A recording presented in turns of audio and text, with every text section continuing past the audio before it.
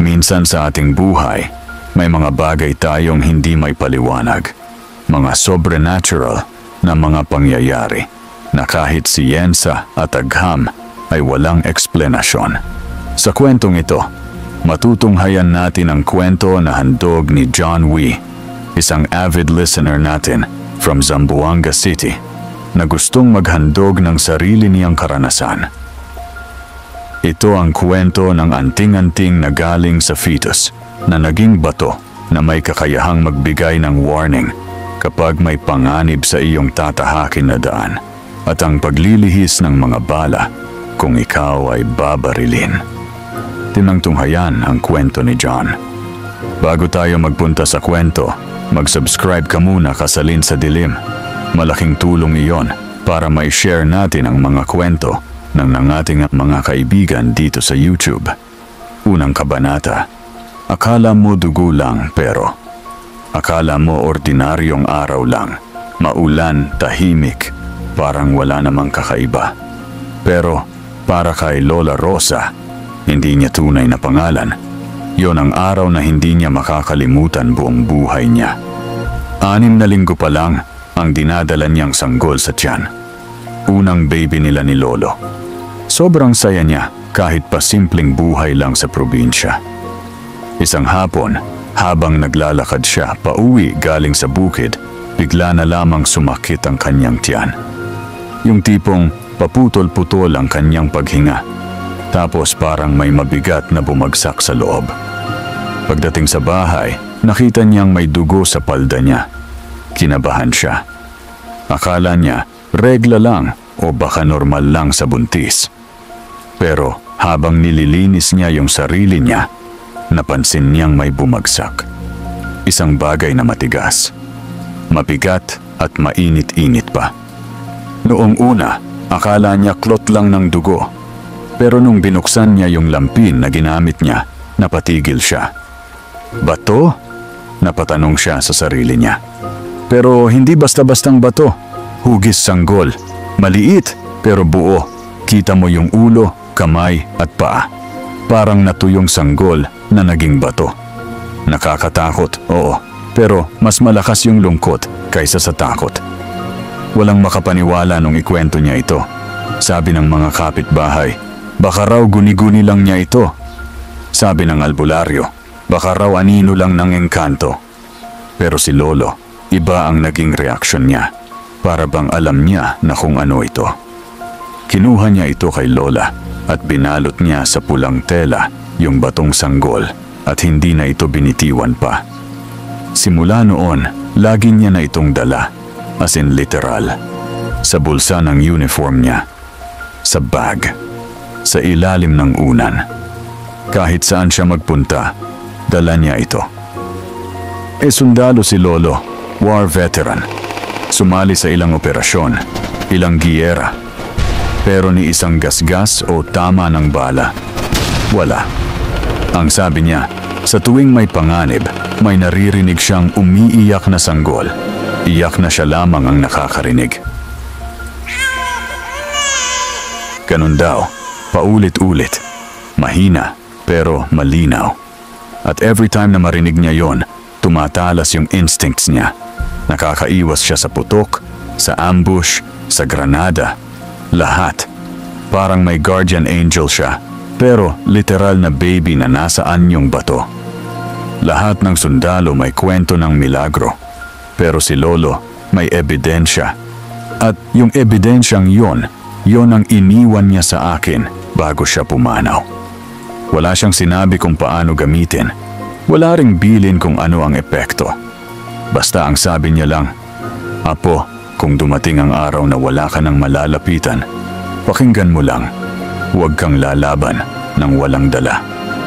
Noon ko lang nakita yung mata ni Lolo na parang may bigat, hindi dahil sa takot, hindi rin ng luha, kundi ng sikreto na hindi basta-basta dapat malaman ng sino man. Simula noon, alam kong may dala akong hindi pangkaraniwan. Hindi siya basta lucky charm lang. Hindi siya pampaswerte. Isa siyang sanggol na naging bato, na naging buhay ko sa oras ng panganib. at hindi ko pa alam na malapit na. Yung unang beses na gagana yung agimat sa akin. Kung umabot ka sa parteng ito, i-like mo naman ang video at mag-comment ka kung taga saan ka. Para malaman natin kung hanggang saan ang inabot ng kwentong ito. Ikalawang kabanata. Sundalo, bato, at pag-iyak ng sanggol. Si Lolo, kilala sa baryo hindi lang dahil sa sundalo siya. Kilala siya kasi parang may kung anong kakaibang lakas. Tipong kahit kasabayan niya ay nadisgrasya, siya buo pa rin. No joke, may mga ops daw sila na na-ambush left and right. Pero siya, parang hindi tinatamaan ang bala. Tapos may isang time pa raw, may sumabog na granada. Ilang hakbang lang sa harap niya, pero wala ni gasgas. Agimat mo yan, biro ng mga kasama niya. Pero hindi nila alam, may literal na bato sa bulsa si Lolo. Yung batong hugis baby na galing kay Lola nung makunan siya. Lagi niyang sinasabi, hindi siya malakas, kundi may bantay lang. Ang weird, kasi sabi niya, tuwing may danger, bigla niya raw maririnig yung iyak ng sanggol. Minsan daw habang papasok sila sa gubat, may maririnig siyang mahinang tapos biglang may trap pala sa unahan or sniper na nakatago. Pero siya lang ang nakakarinig. Sabi ng iba, baka stress lang. Pero kay Lolo, hindi yon hallucination. Para sa kanya, yon ang baby nila ni Lola na hindi nabuhay, pero hindi rin nawala. Naging tagabantay, naging agimat, at naging kasama niya kahit saan siya magpunta. Hindi siya mapilit magsalita tungkol sa pinanggalingan ng agimat. Pero isang gabi, nang medyo mahina na siya, binuksan niya ang kahon sa ilalim ng kama niya. Doon ko unang nakita ng malapitan. Bilog, kulay abo, pero may hulma ng baby. May mata, may bibig, parang natulog lang. Ramdam ko yung lamig pero biglang may tumayong balahibo sa batok ko. Tumingin sa akin si Lolo, seryoso. Apo, pag narinig mo ang iyak, huwag kang tumakbo. Tumahimik ka, magdasal ka, at saka mo lang intindihin kung saan ka pupunta. Dahil yun ay babala na sa iyong pupuntahan, ay may panganib na nakaabang. Hindi ako makapagsalita. That moment, parang binigay niya hindi lang yung bato, kundi yung burden ng mga taong tinago niya mula sa panganib. Pagkatapos ng ilang araw, pumanaw si Lolo, tahimik. Parang handang-handa na, at naiwan sa akin ang batong iyon, balot sa lumang pulang panyo. Sabi ni Lola, hindi niya na ito muling hinawakan mula noong araw na ibinigay niya ito kay Lolo. Ako na raw ang bahala. Noong una, di ko rin sure kung totoo ba to. Bato to eh. Pero habang tinititigan ko, parang may connection. May part sa akin na nagsasabing may kwento tong bato na to. Hindi siya ordinaryo. And honestly, kahit medyo nakakatakot, part of me wanted to know. Gagana rin ba ito sa akin? Hindi pa rin ako ready sa sagot. Pero darating pala yung araw na wala na akong choice kundi alamin. At mangyayari yon sa pinakawalang warning na trip ng buhay ko. Yung trip na dapat treasure hunting lang, pero nauwi sa habulan ng buhay at kamatayan. Bago natin ipagpatuloy ang kwentong ito, nakapag-subscribe ka na ba sa channel? Subscribe na at itap ang notification bell para hindi mo ma-miss ang susunod nating mga video uploads. Ikatlong kabanata. Kumalarang river, pasilan atake sa kalmadong araw. Minsan kasi, yung mga trip na hindi mo pinaplano ng maayos, yun pa yung pinakamalas. Parang adventure lang dapat, pero naging survival. Summer yon, mainit, pero hindi yung tipong nakaka-bad trip. Sakto lang. Sumama ako sa isang matandang kaibigan ni Lolo. Kilala sa baryo, parang old school Indiana Jones. Mahilig sa treasure hunting. May radar, metal detector, mapa na luma, mga kwento ng ginto ng hapon. Ganun level. Punta tayo sa Kumalarang River, sabi niya. May kwento doon. May treasure daw ng mga sundalong naiwan bago umatras sa gubat. Baka swertehin tayo doon. Sino ba naman ako para tumanggi? Adventure to eh. Kinuha ko lang backpack ko, tubig, flashlight, konting pagkain, at syempre, yung batong iniwan ni Lolo. Wala pa rin akong idea kung totoo talaga yung agimat vibe nito. Pero may something sa loob ko na nagsabing, dalhin mo. Pagdating namin sa Kumalarang, sobrang chill. Ang ganda ng ilog. As in, malinaw na tubig, sobrang tahimik. Parang hindi sa basilan. Mga 3:00 ng hapon. Yun, tinawid namin yung ilog papunta sa kabilang side. Plano namin mag-explore hanggang 6, tapos babalik na agad kami sa camp. Pero hindi namin alam, 5:00 ng hapon pala, may nire-release na tubig mula sa mini dam sa taas. Walang warning, walang anunsyo, wala kaming clue.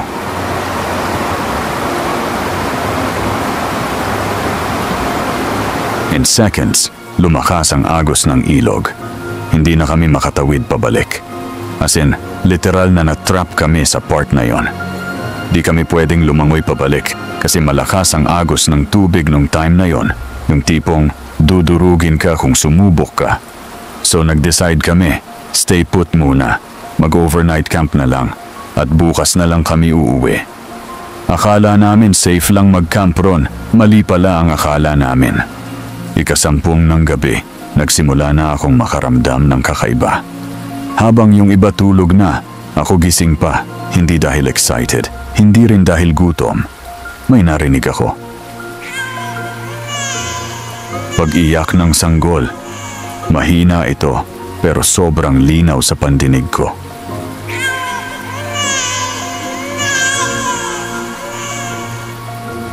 Kinilabutan ako. Tumingin ako sa paligid. Walang sanggol.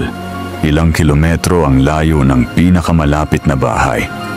Pero andun yung iyak. Paulit-ulit.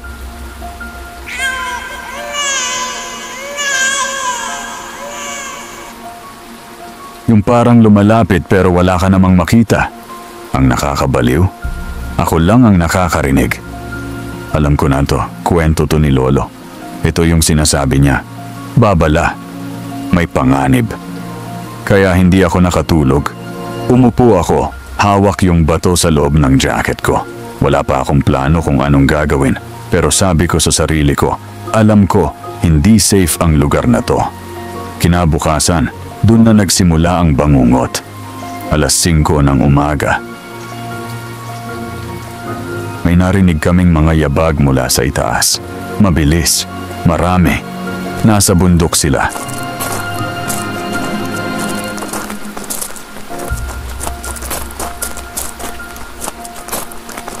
Kami nasa low ground. Hindi namin sila makita. Sobrang dilim pa. Plus ayaw pa gumana ng aming dalang flashlight. Pero ramdam na ramdam ko, may mga mata na nakatingin sa amin. Nagkatinginan kami ng matanda. Hindi na kailangang magsalita. Pareho naming alam, hindi kami nag-iisa. At hindi to treasure hunting trip na kwento lang sa tabing inuman. Buhay namin ang nakataya rito. 4 na kabanata. Ambush sa ilalim ng dilim. Yung tunog ng mga yabag sa bundok, hindi siya hallucination. Hindi rin guni-guni ng puyat. Totoo siya. At mas lalong naging totoo nung naramdaman naming parang dumadami yung yabag sa paligid. Walang ilaw. Ayaw pa gumana ng mga flashlight. Saktong liwanag lang ng buwan ang meron. Pero sobrang dilim pa rin dahil makapal ang mga puno. Parang may mga matang nagmamatyag mula sa taas. Ang lakas ng kabog ng dibdib ko, bro. Hindi lang kaba, takot. Yung primal fear na nagsisigaw sa loob mo, pero kailangan mong magpaka-calm kahit gusto mo nang tumakbo. Ang mas malala, wala kaming armas. Kahit kutsilyo man lamang, wala. Ang dala lang namin, piko, pala, bara, panghukay, hindi pang depensa. Kahit sigawan pa namin ng surrender kami, walang silbi. Wala kaming laban kung baril ang katapat. 6:00 ng umaga na halos. Unang liwanag. Tapos doon namin sila nakita. Mga siluetang gumagalaw sa taas. Hindi isa, hindi 5. Mahigit 4 na po siguro. Sobrang dami. Nakaitim. Nakakover ang mukha. Nakadapa sa bato. May mga sniper. May nakapaligid na. Parang may hawak na granada. Abu Sayyaf. Muntik na akong mapaupo. Pero hindi pwedeng mawala sa focus. Narinig ko ulit yung iyak ng baby.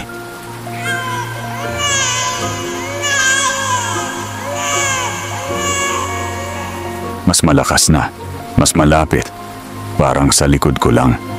Pero wala akong makita. Yun ang hudyat ko. Tumakbo ako papunta sa matanda akong kasama. Hinila ko siya. Tol, bulong ko. Halos hindi ko na marinig sarili ko. Kapag sinabi kong tumakbo, takbo agad. Pero promise mo, huwag kang lilingon. Kahit ano mangyari, ako bahala sa likod. Tumango lang siya. Hindi na nagtanong. Bigla parang ulan ng bato.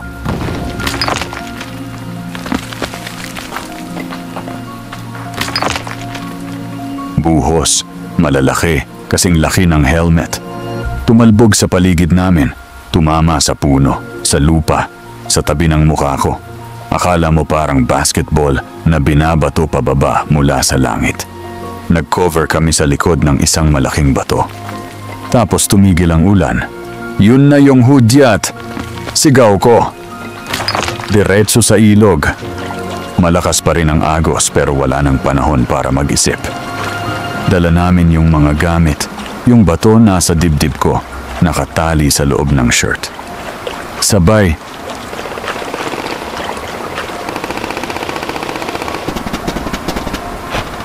Sunod-sunod ang putok mula sa taas. Literal na hail of bullets. Pero bro, walang tumama. Lahat ng bala. Parang lumilihis. Parang may invisible shield na humaharang. Nasa paligid lang, pero hindi sumasabit sa amin. May sumigaw. Granada! Boom! Sa tabi lang sumabog. Nadama ko yung init, pero walang tama. Yung lupa sa tabi ko nagalaw, pero hindi ako natalsikan ni kaunti. Pakiramdam ko, may humaharang. May kumakapit sa amin habang tumatawid kami. At doon ko napatunayan. Hindi imbento ang kwento ni Lolo sa akin. Totoo yung agimat. Totoo yung sanggol.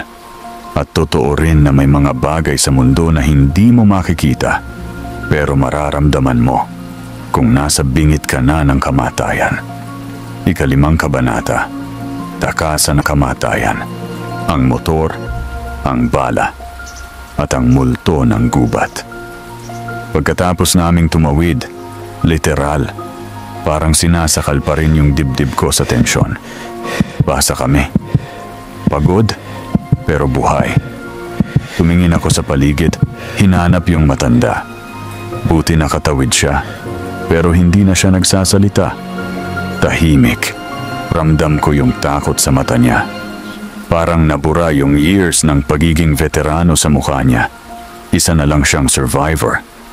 Sa kabilang side ng ilog, may lumang trail papuntang kalsada. Doon daw nakapark yung motorsiklo na ginamit namin. Hinila namin ang sarili namin pataas, kahit nanginginig na yung mga tuhod namin. Alam namin, hindi pa tapos to. Walang 5 minuto, narinig na namin ulit ang yabag. Mabilis, papalapit.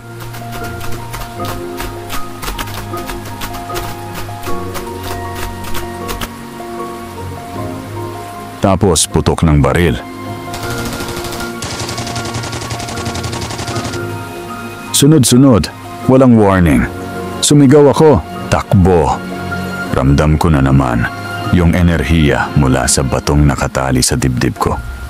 Hindi ko alam kung adrenaline ba to o may ibang force na gumagalaw. Basta ang alam ko, kahit ang lakas ng putok, wala pa ring dumadapo sa amin. May lumipad na granada. Tumama sa isang kahoy sa tabi. Pumutok.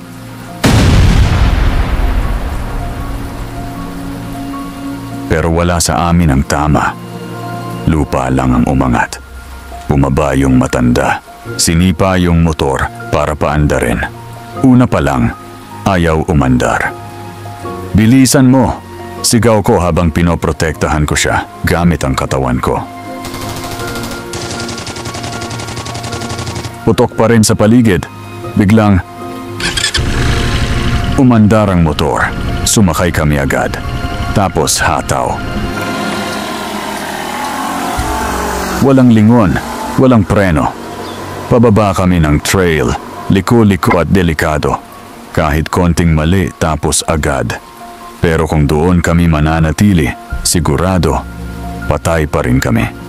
So pinili namin ang posibilidad kaysa tiyak na kamatayan. Habang tumatakbo yung motorsiklo, ramdam ko na lang na umiinit yung bato sa dibdib ko. Hindi yung sunog level, pero yung tipong may pulso. Buhay. Parang may umiiyak sa loob.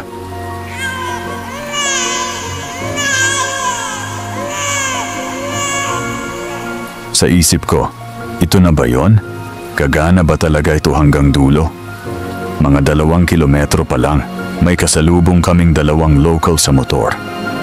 Nagulat sila nang makita kaming duguan, gusgusin, parang nanggaling sa impyerno. Tol, ano nangyari sa inyo? Sabi ko lang, may Abu Sayyaf sa kabila ng ilog. Buenas lang kami, pre. Binigyan nila kami ng tubig. Tinulungan kaming makabalik sa bayan. Sa wakas, safe na. Pero isa sa amin, hindi nakaabot. Yung isa naming kasama, hindi na nakatawid. Tinamaan sa gilid. Wala na nang makita namin. Hindi na siya nahila. At sa totoo lang, wala kaming chance para balikan siya. Masakit. Hindi lahat na iligtas ng agimat. At doon ko na-realize, yung bato, hindi siya perpekto. Hindi siya shield na absolute. Pero nagbibigay siya ng tsansang mabuhay kami. At sa mundong to, minsan, yun na ang pinaka-importanteng meron ka. Ay ang buhay mo, ang nag-iisa mong buhay. Ika-6 na. Kabanata. Ang hindi alam ng lahat, paano nabubuhay ang isang sanggol na bato. Pagkatapos ng kumalarang incident, hindi ako naging parehas. Oo, buhay ako. Oo, milagro talaga yung nangyari. Pero, sa loob ko, may gumugulo. Sino ba talaga yung sanggol? Bakit siya bato? At paano siya gumagalaw? Minsan sa gabi, tahimik ang paligid, pero ramdam ko na parang may ibang presence sa kwarto. Hindi nakakatakot. Actually, parang calming. Parang may batang natutulog sa tabi ko. Minsan nga, may maririnig akong hininga. Mahina, malalim. Parang baby na bagong tulog. Hindi ko na alam kung imagination ko lang o talagang nagmamanifest na siya. Isang beses nilapitan ako ni Lola. Hindi ko siya kinausap tungkol sa nangyari. Tahimik lang ako, pero siya yung kusang lumapit. Sabi ko na sabi niya, habang tinititigan yung batong nasa table. Nararamdaman ko, gising na siya. Natigilan ako. Gising? Anong ibig mong sabihin, La? Umupo siya sa tabi ko. Kinuha niya yung bato. Hawak niya parang sanggol ulit. Yung sanggol na yon, anak ko. Di ko alam kung anong mas nakakagulat. Yung tono niyang kalmado o yung literal na confirmation na, oo, yung batong yon ay buhay na sanggol noon. 9 na araw matapos akong makunan, nanaginip ako, sabi ni Lola. May batang umiiyak sa gitna ng gubat. Lumapit ako. Nang makalapit ako, hindi na siya umiiyak. Nakangiti na. Tapos, sinabihan ako. Napatingin siya sa akin. Diretso. Walang kurap. Nanay, huwag kang mag-alala. Magbabantay ako. Para akong sinampal ng hangin. Hindi siya hallucination. Hindi siya katang-isip ni Lolo. Hindi rin aksidente. Yung sanggol na naging bato, pinili niyang maging bantay. Sakripisyo. Isang kaluluwang hindi pinanganak sa mundo pero piniling manatili rito. Para sa pamilya niya. Doon ko na-realize, hindi to simpleng agimat. Hindi siya gawa ng albularyo o engkanto. Isa siyang buhay na espiritu. May isip. May damdamin. At sa bawat iyak na naririnig ko, hindi yon warning lang. Sigaw yon ng isang batang gustong magligtas. Na kahit hindi siya nabuhay sa normal na paraan, pinili niyang maging dahilan kung bakit kami nabubuhay ngayon. Kinilabutan ako sa buong kwento. Hawak ko na ngayon ang kwento ng isang batang hindi ko man nakita, pero mahalaga sa buong pamilya. Sanggol siyang hindi nabigyan ng pagkakataon mabuhay, pero binigyan kami ng second chance sa buhay. At habang hawak ko siya sa palad ko, parang naririnig ko ulit yung boses niya. Mahina lang. Kuya, huwag kang matakot. Simula noon, hindi na ako tumingin sa kanya bilang agimat. Isa siyang kapatid at tagabantay ko na nagbibigay ng babala sa tuwing may pupuntahan ako na may panganib na nakaabang. At sa susunod na laban, hindi na ako mag-isa. Ikapitong kabanata, hindi lahat ng giyera. May baril ang pagbabalik sa gubat ng Abu Sayyaf. Kala mo tapos na lahat, na nakaligtas ka na, tapos balik na uli sa dating pamumuhay. Pero hindi eh. Sa totoo lang, minsan pag nabuksan mo na yung mundo ng hindi mo makita, hindi ka na basta makakabalik sa dati.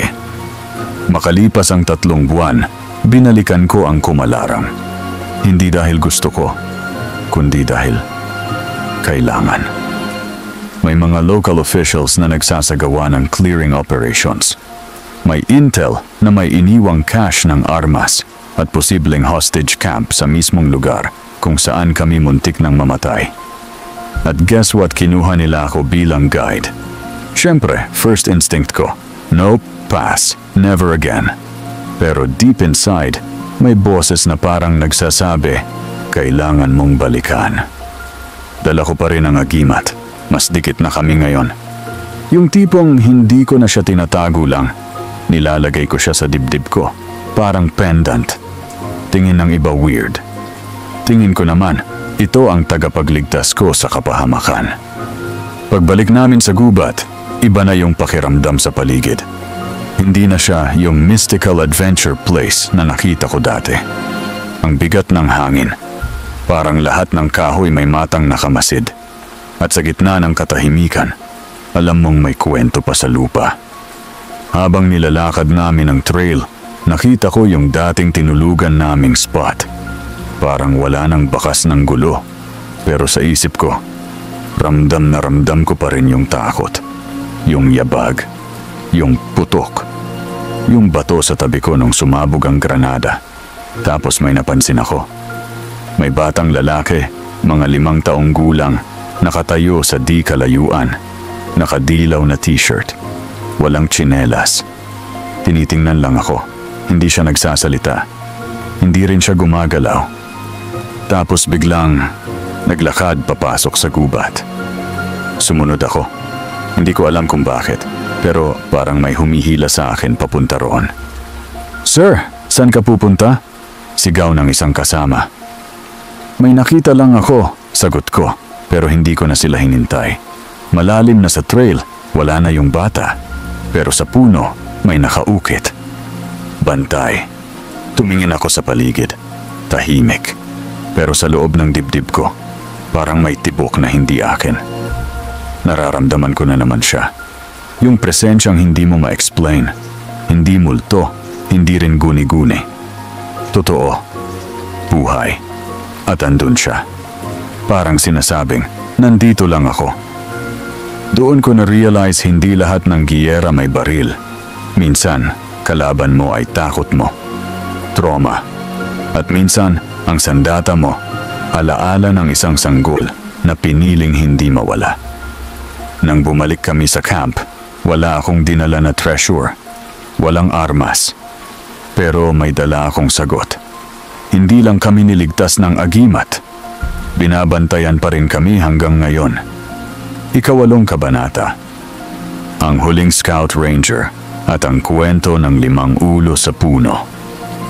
Sa totoo lang, yung lugar kung saan kami natulog noon, yun pala ang epicenter ng isa sa mga pinakabrutal na pangyayari na hindi man lang naisulat sa history books. Kwento lang ng mga matatanda, ng ilang dating sundalo, at ng mga bihirang nakaligtas. Habang nakaupo kami sa campfire nung gabi ring yon, may lumapit sa aming isang local guide. Tahimik lang siya buong trip. Pero nung nakita niya akong hawak-hawak yung bato na parang pendant, nag-iba ang mukha niya. "Kilala ko yan," sabi niya bigla. Nagkatinginan kami ng mga kasama ko. Ako naman, natigilan. "Ano ibig mong sabihin?" "Sanggol sa bato. Kwento yan dito, sir. Pero akala ko chismis lang. Hanggang ngayon pala, buhay pa yung kwento." Tahimik lang ako. Di ko alam kung sasabihin ko na ba yung buong totoo. Pero siya na yung nagsimula. Noong early 2000s, may Scout Ranger team na pumasok dito. 5 sila. Hindi sila local. Inutusan daw para i-check kung may camp ang mga rebelde. Akala nila routine lang. Pero hindi sila nakabalik. Pinanood lang namin siya habang nagsindi siya ng sigarilyo. Parang hindi lang kwento ang sinasabi niya. Parang multo rin na pilit niyang nilalabas. Ang sabi ng mga ETA na nakakita, pinugutan sila. Isa-isa. Yung mga ulo nila inilagay sa puno ng pinya sa itaas ng bundok. Para daw babal sa mga gustong pumasok roon. May biglang malamig na hangin na dumaan. Tiningnan ko yung mga kasama ko. Lahat na tahimik. Tapos ilang linggo lang, may mga local na nagsimulang makarinig ng iyak ng sanggol tuwing madaling araw. Palaging sa gubat, palaging malapit sa ilog. Napatingin siya sa akin. Diretso. "Ikaw, narinig mo na ba?" Hindi ako sumagot, pero kita na niya sa mukha ko kung ano ang isasagot ko. May isa lang raw sa 5 Scout Ranger ang nakaligtas. At siya yung nagsabing sa sobrang gulo, may nakita siyang liwanag. Isang sanggol, nakalutang sa gitna ng putukan. Hindi raw realistic. Parang panaginip. Pero doon siya nakaligtas. Tumayo siya. Pinatong ang kamay niya sa balikat ko. "Kung ano man yang dala mo, hindi lang yan pampaswerte. Baka yan ang naging saksi sa lahat ng nangyari dito." Nang umalis na siya, naiwan akong tulala. Parang lahat ng narinig ko biglang nag-click sa ulo ko. Ang agimat na to, baka hindi lang siya para sa amin. Baka dala niya ang kaluluwa ng mga hindi na nakauwi. Baka binabantayan niya hindi lamang ako, kundi yung lupa kung saan sila bumagsak. At sa puntong yon, alam ko na, hindi pa tapos ang kwento ng 5 ulo sa puno pinya. Ika-9 na kabanata, kapag ang kaluluwa hindi matahimik ang gabi ng pag-iyak sa kampo. Gabi na, campfire nakasindi pa rin. Pero tahimik ang lahat. Wala nang kwentuhan, wala nang biruan. Pakiramdam namin, kahit anong ingay, parang bastos na. Parang hindi bagay sa lupa kung nasaan kami.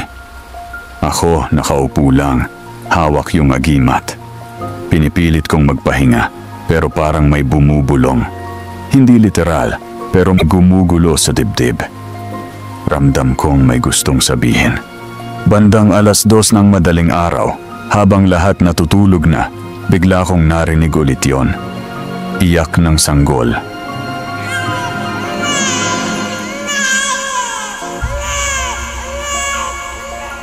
Mahina lang, pero consistent. Parang galing sa ilalim ng lupa. Tumingin ako sa paligid. Pero wala namang tao at wala ring bata. Lumapit ako sa puno malapit sa creek. Yung part na sinasabi nilang dati daw may ulo ng Scout Ranger. Tinitigan ko lang. Tapos may naramdaman akong sobrang lamig na hangin. Pero hindi siya normal na lamig. parang dumaan sa mismong kaluluwa mo. Yung tipong mapapatigil ka lang at hahawak sa dibdib mo nang di mo alam kung bakit. Tapos doon ko siya nakita. Isang lalaki, naka-army fatigue, sobrang putik na, basang-basa, pero wala siyang ulo. Hindi ako makagalaw. Hindi ako makahinga. Pero hindi siya gumagalaw papunta sa akin. Nakatayo lang siya sa ilalim ng puno. Parang nakabantay. Ramdam kong hindi siya galit, pero malungkot. Sobrang lungkot. Gusto kong umalis, pero may pumipigil sa mga paa ko. Literal. Yung parang may humawak sa ankle ko mula sa lupa. Tumingin ako sa baba. Wala naman, pero ang bigat ng paligid. Parang sinasakal ako ng katahimikan. Narinig ko ulit yung iyak ng sanggol. This time, sa likod ko. Paglingon ko, wala. Pero pagharap ko uli sa puno, wala na rin yung sundalo. Naiwan ako, nanginginig, pawis na pawis kahit malamig ang hangin. Pagbalik ko sa kampo, gising na rin yung isa kong kasama. Tinanong niya ako, narinig mo rin ba yon? Hindi ko na kailangan sumagot. Nagkatinginan lang kami. Ilang minuto lang, lahat kami gising na. Isa-isa. Para ba sabay-sabay kaming ginising nang hindi namin nakikita. Walang nagsalita, pero lahat kami nagkaintindihan. Ang gabi na yon hindi para sa amin. Para siya sa 5 sundalo. Para sa mga hindi na nakauwi. Para sa kaluluwang pagod na sa katahimikan. At para sa isang batang sanggol na kahit hindi nabuhay sa mundo, piniling tumigil sa pagitan ng buhay at kamatayan para bantayan ang gubat na to. Noong sumikat ang araw, parang mas magaan na yung paligid. Pero isang bagay lang ang sigurado. Buhay man o hindi, lahat tayo may kwento. At minsan, kailangan mo lang makinig sa mga hindi nagsasalita. Dito nagtatapos ang kwentong isinulat ni John. At sa parteng ito ay bibigyan natin ng karugtong na sana ay magustuhan ninyo. Ito ay pinagpaalam ko na sa kanya at pinayagan naman niya ako. Ito ay pagbibigay ng thrill at dagdag misteryo sa kanyang kwento. Ang mga susunod na kabanata ay sarili kong interpretasyon at imahinasyon na gusto kong idagdag sa kanyang kwento. 10 kabanata. Ang agimat na marunong umiwas sa bala. Minsan, iisipin mong malas lang yung ibang tao. Pero kung sakto lang lagi ang timing mo para makaiwas sa disgrasya, tanong mo sa sarili mo, swerte ba talaga to? O may humaharang? Simula ng kumalarang incident, napansin kong may weird na pattern. Every time na parang nasa delikado akong sitwasyon, kahit hindi giyera level, biglang may nangyayaring swerte na hindi ko mai-explain. Isang beses, nasa Zamboanga ako, kasabay sa convoy ng mga NGO. May intel na may checkpoint sa isang sitio. Hindi sure kung legit o hindi. May tension sa hangin, yung tipo na parang kahit anong mangyari, pwedeng lumipad ang bala. Habang papalapit kami, bigla akong nilamig. Hindi aircon bro. Literal na lamig sa batok na parang malamig na kamay. Tapos, narinig ko ulit yon. Iyak ng sanggol.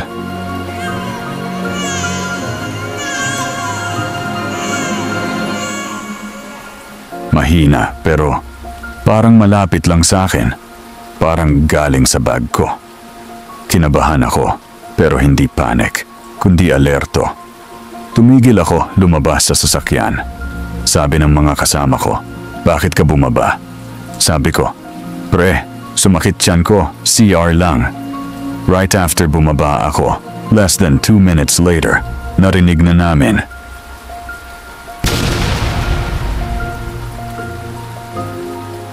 Isa sa mga gulong ng convoy truck sa unahan. Sumabog. IED. Sakto kung nasaan dapat ako. Walang namatay, pero may sugatan. Ako? Wala, ni kahit gas-gas wala ako. Kasi bumaba ako eksakto bago sumabog. Coincidence? Hindi na yan, isa lang. Sunod na buwan, nasa Maynila ako, paakyat ng pedestrian overpass. Sa EDSA, may lalaking nakaupo sa may hagdan, mukhang lasing. Hawak ang backpack niya, parang wala lang. Pero habang paakyat ako, biglang may iyak ng sanggol sa tenga ko. Hindi malakas, pero sobrang lapit, parang may bumulong.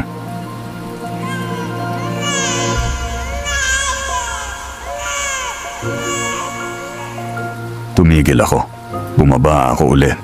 Tapos nakita ko, may guard na biglang sumugod papunta sa lalaki. Pinababa siya.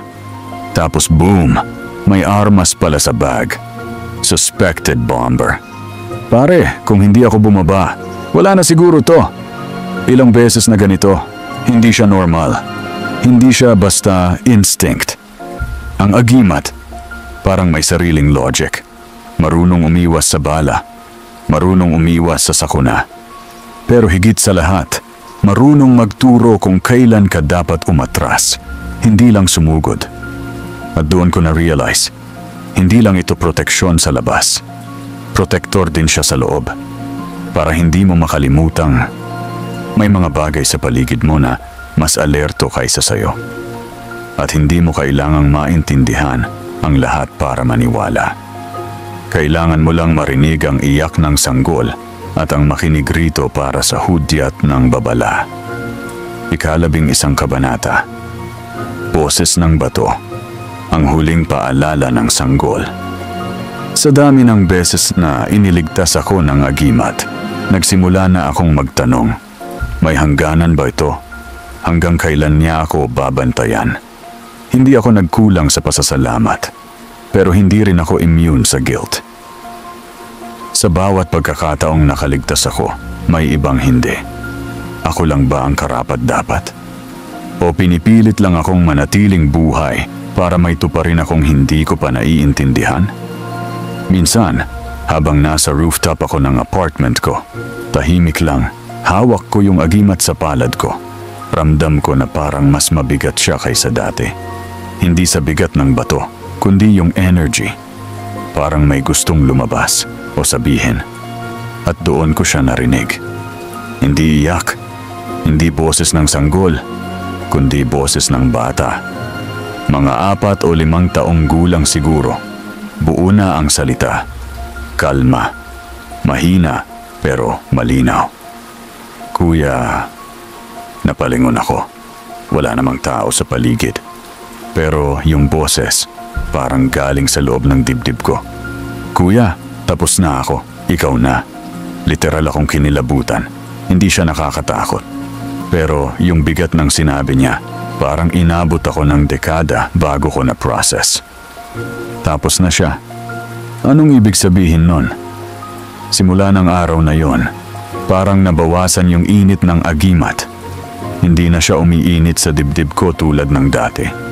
Hindi na rin siya nagbibigay babala kapag may delikado sa paligid o sa pupuntahan ko. Tahimik.